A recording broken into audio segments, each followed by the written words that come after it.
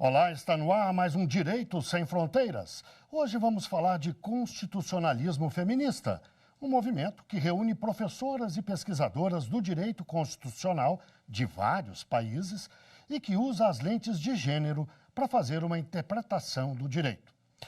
O objetivo é reverter a pequena participação das mulheres na teoria constitucional e nos espaços de poder que definem a Constituição. As lutas e os avanços conquistados pelas mulheres são contados como se fossem ondas. A primeira, de meados do século XIX até o início do século XX, foi marcada pela busca dos chamados direitos civis, por exemplo, o direito de votar e ser votada. Dos Estados Unidos e da Europa, o movimento demorou, mas chegou ao Brasil na década de 30 do século passado.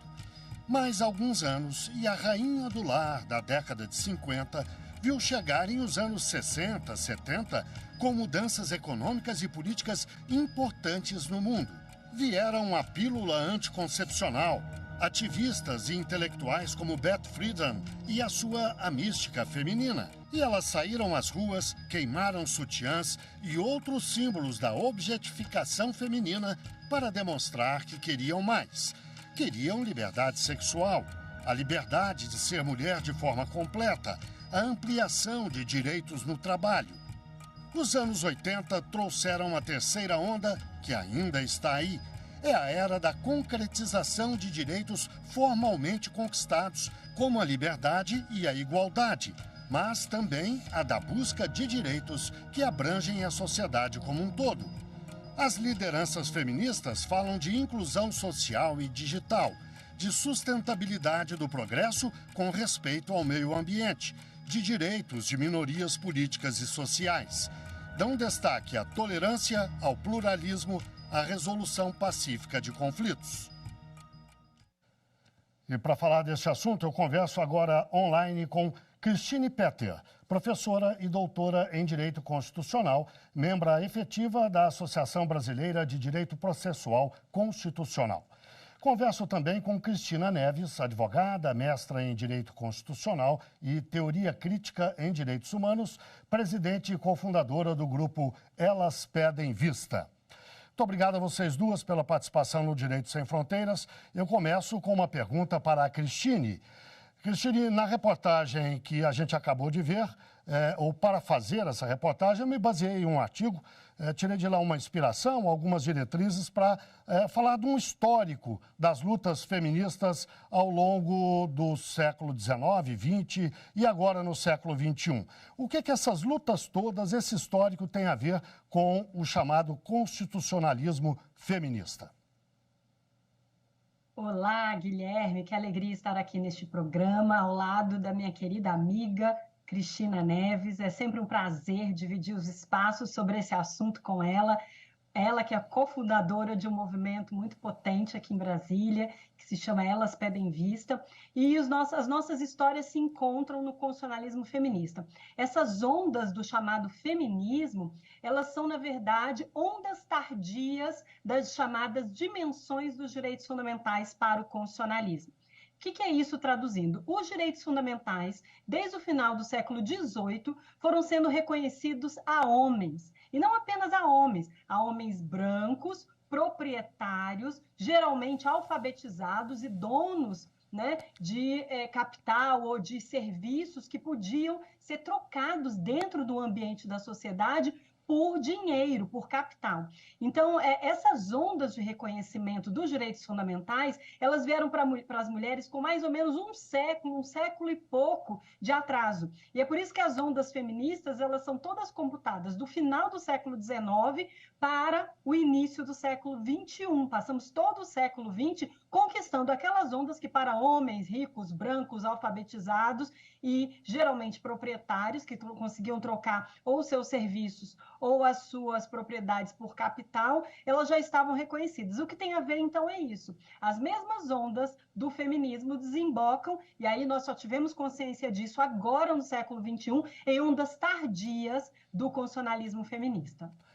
Cristina, se há defasagem entre os direitos dos homens e das mulheres, há também entre o que acontece aqui e o que acontece nos países chamados centrais do capitalismo, nos Estados Unidos, na Europa. Nós estamos muito atrás nessa luta, ou o que nós, as mulheres brasileiras, reivindicam aqui, as chilenas também, a gente viu algumas imagens aí na reportagem de um movimento feminista importante que se desenrola no Chile. Enfim, o que se pratica aqui, o que as mulheres querem aqui, é diferente do que querem as europeias e estadunidenses, não?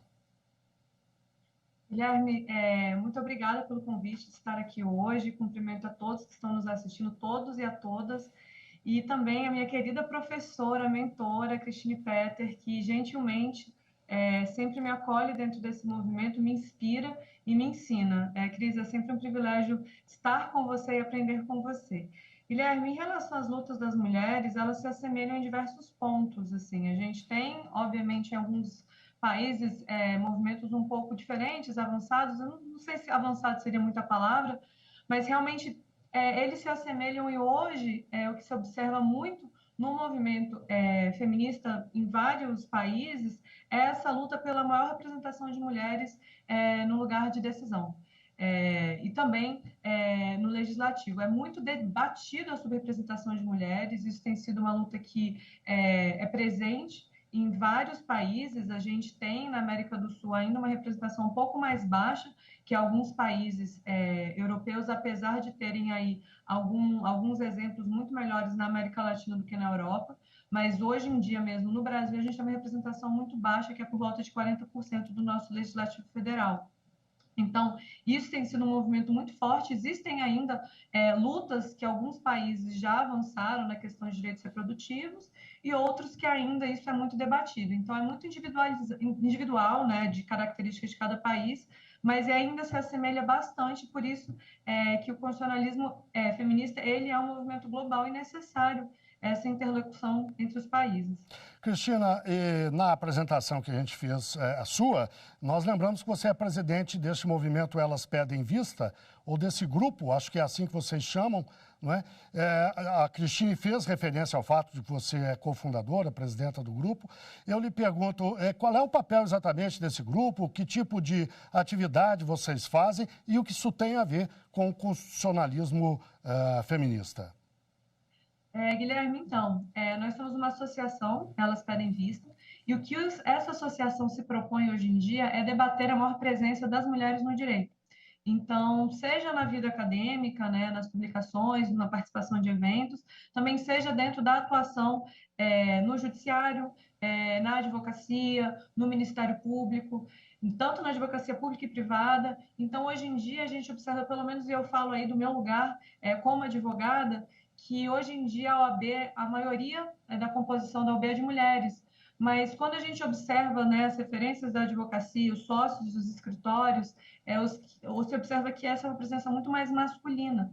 A gente teve avanços na OAB, inclusive nas eleições, na questão de você ter que montar chapas com metade mulheres, metade homens, isso também teve uma repercussão em relação à raça, que também hoje é de 30%, mas essa luta ela ainda é muito necessária esse papel subsidiário da mulher dentro do direito, seja na academia, seja no judiciário, seja na advocacia, seja no Ministério Público.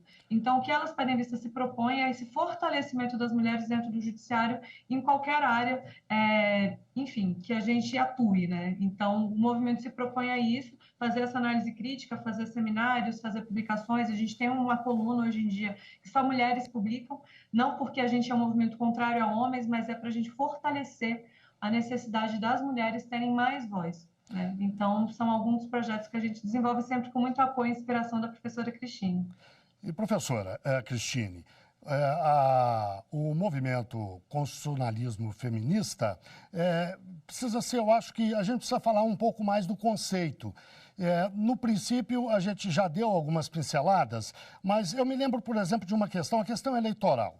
No México, por exemplo, hoje está na Constituição do país, mas a metade dos candidatos deve ser de mulheres. E se você for olhar a composição do parlamento mexicano, a metade é de mulheres. A metade eleita é de mulheres. No Brasil, nós ainda estamos muito aquém disso, até no papel. Para não falar da prática, da realidade, que é muito menos do que isso. Participação feminina no Congresso, me parece que na Câmara está em torno de 14%, se a memória não me falha agora. Como o constitucionalismo feminista lida com essa questão? Quer que a Constituição coloque lá um percentual de igualdade, 50%, 50%, ou não? Não é bem isso? É isso também. O constitucionalismo feminista, eu acho que é importante a gente partir exatamente do conceito. E aqui eu vou pedir licença, não apenas a você, Guilherme, como aos nossos telespectadores e telespectadoras, para uma microaula sobre o que é o constitucionalismo feminista. O constitucionalismo feminista não pretende desbancar ou se sobrepor ao constitucionalismo chamado clássico. Ele quer evidenciar que as mulheres foram excluídas dos seus espaços naturais de poder numa democracia paritária. O que isso quer dizer? Se nós somos metade da população mundial, se nós somos aqui no Brasil mais da metade dos eleitores e eleitoras do nosso colégio eleitoral, é natural, é óbvio que a representatividade das mulheres deveria ser assim também no Congresso, também nos cargos de cúpula do Poder Executivo e também no Poder Judiciário. Mas isso não acontece. E não acontece não porque não tenhamos na sociedade pessoas preparadas para isso ou pessoas que queiram isso, mas porque as estruturas patriarcais, as estruturas machistas e misóginas do próprio Estado, da sociedade civil, das comunidades específicas, elas não deixam que mulheres ascendam a esses lugares de poder. E a lei, muitas vezes, a Constituição, muitas vezes, é usada contra as mulheres. Então, o constitucionalismo feminista é um movimento recentíssimo, ele é da primeira década do século XXI, iniciado no Canadá, quando algumas professoras de direito constitucional estavam reunidas no Congresso de Direito Internacional Constitucional e se perguntaram: por que nós não lemos umas às outras? Por que nossas referências são sempre a homens do direito constitucional? Cadê as mulheres constitucionalistas do mundo? Essa foi a pergunta nascente, a pergunta óbvia que essas mulheres fizeram, e a partir dali elas começaram a dar luz e visibilidade para o que elas próprias, como mulheres, produziam em direito constitucional e em direito internacional. Então, esse é a nascente do movimento, e o que se quer é que a Constituição do Brasil, por exemplo, já é paritária. O artigo 5º, inciso 1º, não deixa dúvidas que as nossas constituintes, apesar de representar 5% lá no processo constituinte de 88 das mulheres, né? Elas, das constituintes inteiras, da constituinte inteira, elas eram apenas 5%, mas elas conseguiram construir uma Constituição paritária, que diz o seguinte: homens e mulheres são iguais em direitos e obrigações nos termos desta Constituição. Essa é a nossa identidade como uma Constituição de 88 feminista. Nós não precisamos colocar nada além disso para dizer que todos os espaços de poder devem ser paritários, que todos os lugares onde haja representação política devem ser ocupados 50% de homens e 50% de mulheres. O que é a nossa realidade? A nossa realidade são 17% de mulheres no Congresso Nacional. É uma realidade um pouquinho acima daquilo, 14% era antes da legislatura que iniciou em 2023. Então, 17%. É mais alta na Câmara dos Deputados e mais baixa no Senado Federal, gerando aí uma média para o Congresso de 15%, mas é 17% na Câmara e um pouco menos no Senado. E a partir disso, todas as leis, todas as regras do país, todas as políticas públicas são mediadas por leis feitas por 85% de homens. Então, com isso, a gente já leva um baque, ou seja, as leis, as políticas públicas que devem olhar para homens e mulheres em igualdade de condições, como manda a Constituição, são feitas por homens. Obviamente que eles não conseguem ter toda essa empatia para os problemas das mulheres, sejam eles de que ordem for, sejam da ordem dos direitos reprodutivos, seja da ordem do direito econômico, seja da ordem dos direitos sociais, seja da ordem do direito de família. Então, o constitucionalismo feminista ele vem para tentar propor um equilíbrio. Primeiro como movimento acadêmico, depois como movimento social e, por fim, o que nós esperamos, um movimento de Estado, que os próprios donos de poder entendam que tem que sair das cadeiras para as mulheres sentarem. Cristina, há pouco tempo, eu acredito que cerca de 2 anos, o Conselho Nacional de Justiça, o CNJ, instituiu uma política importante, considerada importante no CNJ, chamada julgamento com perspectiva de gênero, com certeza você é familiarizada com esse termo, eu lhe perguntaria o que isso tem a ver com o constitucionalismo feminista. É uma manifestação dessa política, dessa vontade, desse movimento? Mas eu vou pedir que você explique melhor logo depois do intervalo. O Direito Sem Fronteiras, portanto, faz uma breve pausa e volta já já.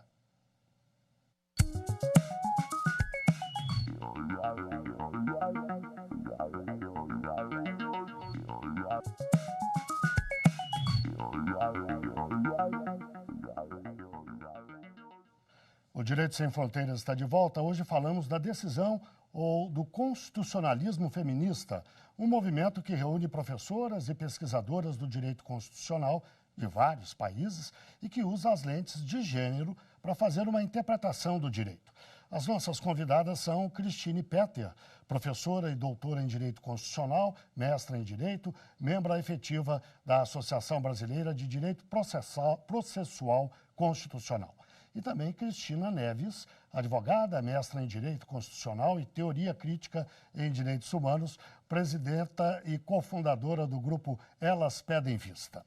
Cristina, no bloco anterior eu deixei uma questão no ar para você abordar agora, que é sobre aquela política instituída pelo Conselho Nacional de Justiça, conhecida como julgamento com perspectiva de gênero, e que permite que durante um julgamento em que uma mulher seja ré, ou seja vítima, ou seja testemunha, seja adotado esse olhar de gênero, essa lente de gênero, para que ela tenha os seus direitos preservados, os seus direitos garantidos. Queria que você nos explicasse em que medida isso tem a ver com o constitucionalismo feminista e explicasse até melhor o conceito julgamento com perspectiva de gênero.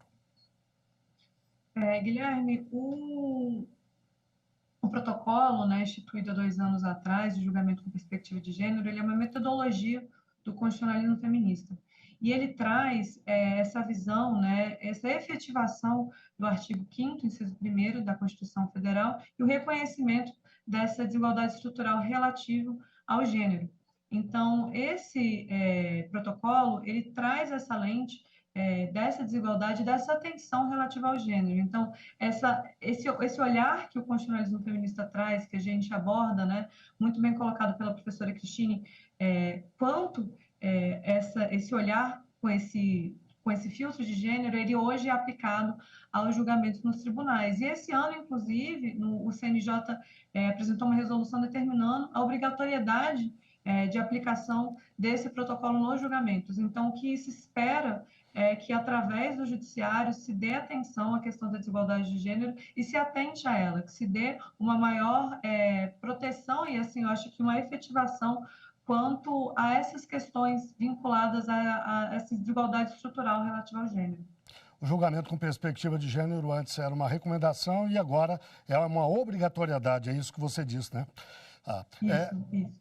Cristine, num dos artigos que você escreveu sobre o constitucionalismo feminista e que foi publicado pelo site Conjur, você lembra lá o papel central, na sua opinião, que o Supremo tem nessas questões, na medida que é um tribunal constitucional, né? Queria que você falasse um pouco sobre isso, explicasse um pouco essa importância. Bom, em primeiro lugar, gostaria de ressaltar, pegando aí o gancho do protocolo com perspectiva de gênero, como foi importante para o nosso país e para o judiciário brasileiro ter esse protocolo. O CNJ começa, né, com uma recomendação, esse ano passa a ser uma resolução, que é um ato normativo vinculante, e traz para o bojo do Poder Judiciário homens e mulheres, né, que estão no Poder Judiciário como magistrados, como servidores e servidoras, como funções auxiliares da justiça, ou seja, trouxe essa obrigação de pelo menos tentar entender como que o direito constitucional neutro, aquele clássico de que falávamos no final do século XIX, ele tinha gênero e o gênero era o masculino. Toda vez que falamos em direito constitucional neutro, direito constitucional clássico, nós estamos falando num direito constitucional que, ao se pretender neutro ou sem lado, tem um lado que é o lado do homem. Por quê? Porque a representatividade de poder ao longo dos últimos 2 séculos é sempre vinculado a uma figura masculina, a uma figura de um homem, uma figura patriarcal. Então é muito importante, e as pessoas têm perguntado muito para mim, tanto em sala de aula, quanto nos congressos, quanto nas entrevistas que dou sobre o constitucionalismo feminista, acerca de, não estamos agora prestigiando as mulheres, não estamos agora colocando os homens em segundo plano, né? Como se nós transferíssemos aquilo que nós criticamos no patriarcado para o matriarcado. A minha resposta, sem sombra de dúvida, sem nenhum titubeio, é não. O protocolo com perspectiva de gênero vem a mostrar que, além do gênero masculino, existe o gênero feminino e existe um recorte imenso de interseccionalidades que envolvem não apenas a perspectiva da identidade de gênero, como também a orientação sexual, como também a raça, como também a classe econômica, como também as perspectivas da intelectualidade e formação cultural. Então, nós estamos diante de uma miríade de possibilidades que vão passar a ser através de um princípio novo que nós estamos debatendo no Supremo Tribunal Federal, chamado proporcionalidade em sentido concreto. Nós já discutimos na teoria constitucional a proporcionalidade em sentido abstrato, agora nós estamos discutindo em sentido concreto, que é quais são os impactos dessa decisão judicial para a vida das mulheres, para a vida das mulheres negras, para a vida das mulheres pobres, para a vida das mulheres de outras etnias, de outras nacionalidades, de formação intelectual precária. Então, realmente é uma novidade que se coloca para fazer com que juízes e juízas, membros e membras do Ministério Público, advogados e advogadas, parem para pensar não apenas nesse direito neutro, envolvido com as premissas do patriarcado, mas as consequências práticas para uma população real, para uma população que vive, que luta, que trabalha todos os dias, né, dentro dessa comunidade impactada, né, teoria do impacto desproporcional, impactada pelas decisões judiciais. Então, é uma grande vitória essa decisão do CNJ de tornar resolução, porque vai não apenas recomendar para aqueles que já entendiam o que era o movimento, mas todos os juízes, todos os membros do Ministério Público, a tentar entender o que é isso que me obriga agora. Eu tenho que virar feminista? Na verdade, como dizia Chimamanda Ngozi, né, todos nós somos feministas, mas às vezes não sabemos. Cristina, a ministra Carmen Lúcia, quando presidente do Supremo, se bateu muito pela questão da ocupação dos espaços de poder pelas mulheres, inclusive nos tribunais, seja como servidora, seja como magistrada, seja como responsável por algum tribunal, como presidente de tribunal. Nós perdemos o contato provisoriamente com as nossas entrevistadas. Perdemos o contato com a Cristina, me informam. Cristine, eu estava dirigindo a pergunta à Cristina, mas dirijo a você. Eu com muita alegria. Então, eu dizia que eu falava sobre a ocupação dos espaços de poder pelas mulheres. A ministra Carmen Lúcia sempre se bateu por isso. Não só ela, evidentemente, a ministra Rosa Weber agora faz o mesmo. Aliás, é bom lembrar até que a ministra Rosa Weber está prestes a se aposentar agora, nesse segundo semestre, e vai deixar uma vaga no Supremo Tribunal Federal. Ela deveria, na sua opinião, ser ocupada obrigatoriamente por uma mulher? Há uma movimentação intensa em torno deste assunto no país.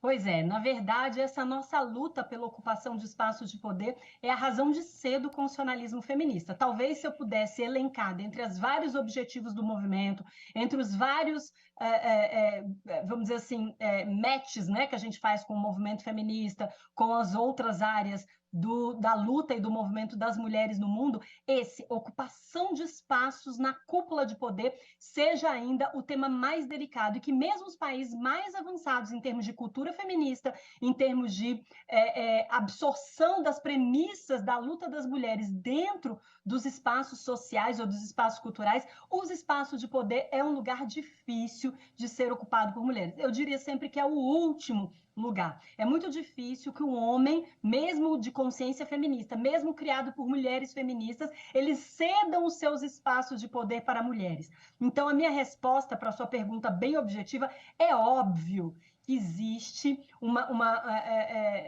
movimento, uma vontade nacional de que a vaga da ministra Rosa Weber, por ser apenas 2, né, de 11 vagas, seja ocupada por uma mulher. É uma pena, né? Isso, inclusive, vai ser objeto de um grupo de extensão que eu estou fazendo junto aqui de uma universidade pública e de uma universidade privada aqui de Brasília. Nós vamos tentar mapear qual é a metodologia, o que dificulta e o que facilita o acesso de mulheres nas cúpulas de poder. Então, as vagas do Supremo Tribunal Federal e do Conselho Nacional de Justiça, as vagas de deputadas federais e de senadoras da República, as vagas de presidenta da República e de suas ministras. Como é que se chega a esses cargos? Precisamos colocar isso na mesa. Nós estamos num país republicano e precisamos saber como que as meninas, as mulheres que se interessam, que tenham vocação para a política, podem ascender a esses espaços. Então, vai ser um grupo de extensão aqui em Brasília, em que nós vamos entrevistar todas as mulheres que estão nesses espaços de poder para perguntar para elas como vocês chegaram aqui e como fazemos para que outras mulheres possam chegar a estes espaços. Isso é muito importante, porque a ministra Carmen Lúcia, daqui a alguns anos, eu acho que são 6 anos daqui para frente, também vai deixar essa vaga. E nós vamos deixar isso de novo em aberto, de novo para a discricionariedade do presidente da República não ter nomes ou não ter mulheres que sejam naturalmente vocacionadas a esse espaço.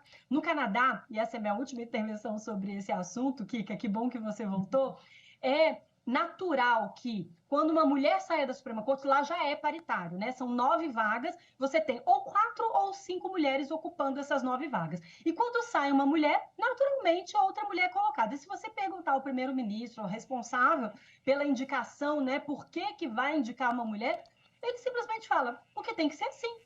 Porque é natural que assim seja, ou seja, não há dúvidas de que os espaços de poder de uma Suprema Corte no Canadá sejam ocupados por homens e mulheres em paridade de 50%. Como é um número ímpar, ele varia um pouco, né, de 4 para 5 vagas dentro disso. A última composição eram 5 mulheres e 4 homens. Agora tem que checar, né, saiu uma mulher esse ano, não me lembro se foi substituída por outra mulher, mas a minha intuição diz que sim. Cristine, eu vou aproveitar que a Cristina voltou, nós conseguimos colocá-la de novo no ar, para lhe fazer uma pergunta que tem que ser breve a sua resposta, porque na medida que tivemos esse problema técnico, a gente se atrapalhou um pouco com o tempo. 1 minuto para você me dizer da importância da participação feminina na ocupação desses espaços de poder. Mais do que isso, como chegar lá? Com você. Como chegar? A pergunta é como chegar é complexa de responder. Realmente é muito difícil a gente saber, acho que é inclusive a proposta do trabalho da professora Cristine Petter. A importância das mulheres nesse lugar é porque elas são parte da sociedade. Então, acho que é uma política de reconhecimento e também de distribuição, né? Se somos 50% da população, é justo que a mulher esteja lá. E mais do que isso, a existência da mulher ela é diferente do homem em razão da desigualdade estrutural da sociedade. Então, a mulher, com a perspectiva dela, feminina, de mulher, ela vai conseguir acessar outros problemas. São formas diferentes, vivências diferentes. Então, acredito que o judiciário mais plural, mais representativo, e não digo só de gênero, também de raça, regional, ele traz soluções melhores para o país. Muito obrigado a vocês. Infelizmente, o tempo nos apanhou no contrapé com esse problema técnico, mas muito obrigado pela participação da Cristina Petter, professora e doutora em Direito Constitucional, mestra em Direito, membro efetiva da Associação Brasileira de Direito Processual Constitucional, e também da Cristina Neves, advogada, mestra em Direito Constitucional e presidente e cofundadora do grupo Elas Pedem Vista. E muito obrigado, claro, a você que nos acompanhou. Não deixe de seguir a nossa programação no site da TV Justiça. Nós estamos lá no YouTube, Instagram, Twitter, Spotify. É só digitar @Rádio e TV Justiça, que você encontra o nosso conteúdo. Até o próximo programa.